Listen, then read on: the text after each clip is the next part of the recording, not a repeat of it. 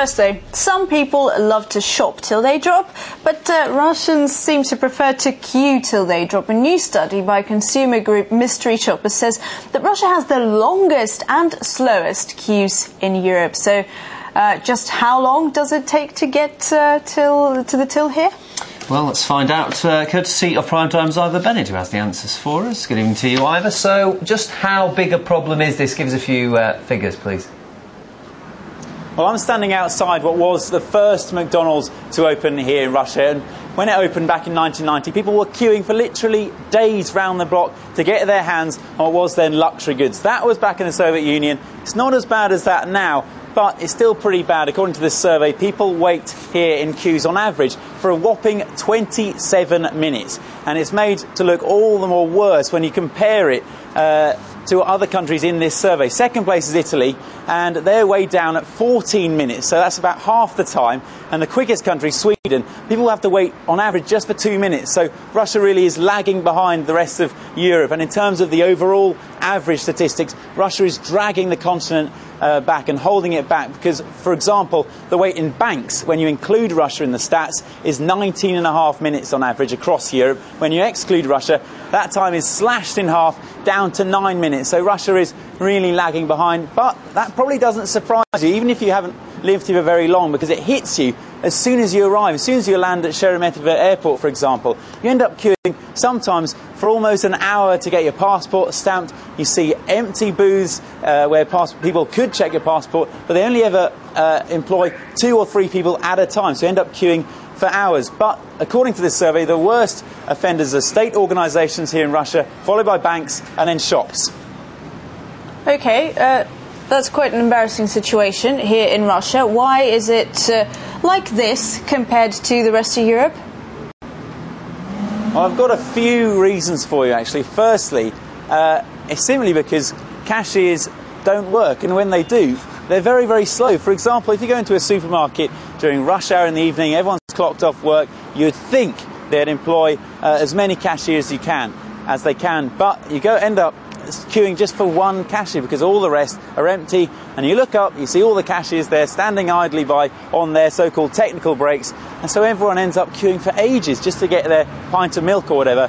And what's more, there's no express lane or 5 items or less, so you've got everyone flowing into the same cashier, the same queue. And lastly, it's really a phenomenon here in Russia. People just simply love to queue. It's like the national pastime even. And there is actually some evidence to back this up, because in this survey it found that Russians on average take a lot longer to become impatient when they're waiting in a queue than other people in Europe. For example, they take 15 minutes to lose their rag. I, for one, get a lot more impatient much sooner than that. And people in the rest of Europe take just 2 minutes. And there has, in fact, been a novel written on this topic of the queue. It's entitled The Queue. It's called by Vladimir Sorokin. It's like a sort of wry look back in the 80s of this sort of queuing phenomenon, the politics involved in the queue, how people form a community. And you actually end up never finding out what they're queuing for, because that's what happens here. People just see a queue and think, at the end of that, there's probably something worth waiting for, so I'll join the back of the queue. Speaking of which, there's probably a queue in McDonald's, so I think I'll join the back because I want some dinner. Okay, bon appetit. I feel bad for Russian people now, just generally. Let's talk to someone who knows more about this. Don't feel bad for them, they all know how to push in these queues. Anyway, thank you very much, our correspondent, Ivor Bennett.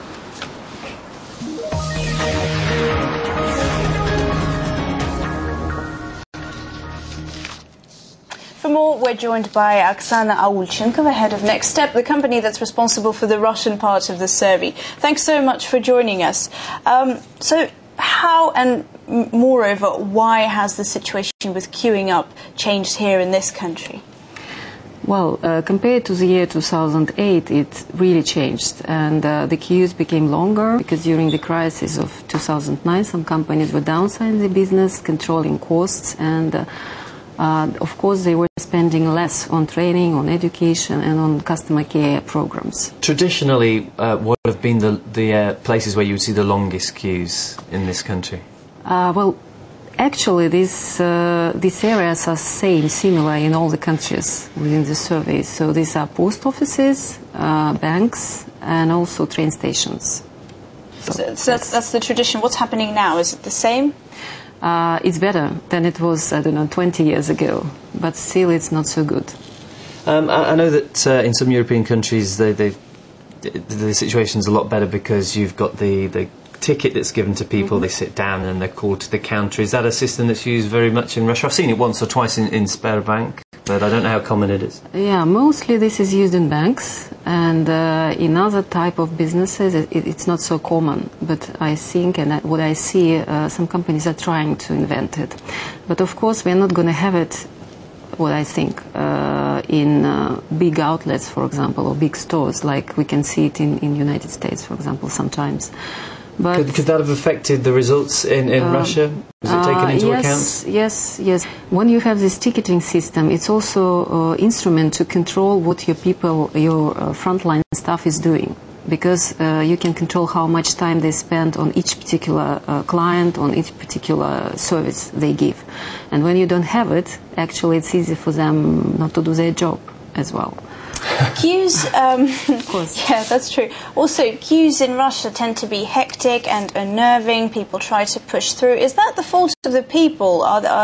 Is the Russian population en masse just not courteous enough, or is there something else wrong? Well, I think it's all about the customer care culture within the company where a customer comes. And when they're trying to push through, it's always kind of indicator that there is no any action or activity or intention, to make people happy. Because it's always not a matter of how long the queue is. It's always talk about what was done. And actually, we have been asking our customers in the survey if something was done. And the problem is, it's not that the queue is long. The problem is that nobody was trying to do something to make it shorter or quicker.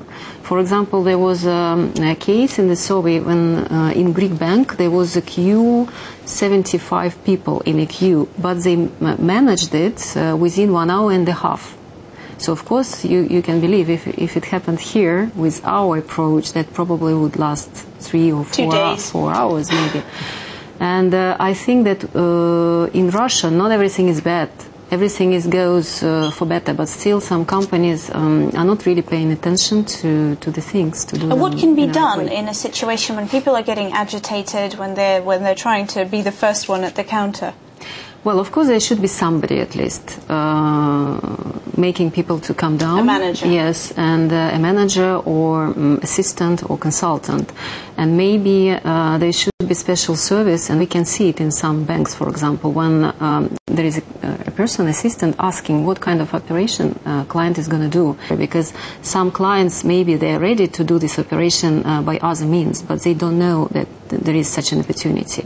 So they need training, they need information, and they need kind of assistance. Thank you very much to our guest, which was Oksana Aulchenkova, who comes from NEXTEP, the company responsible for the Russian part of that survey we were talking about. Thank you very much.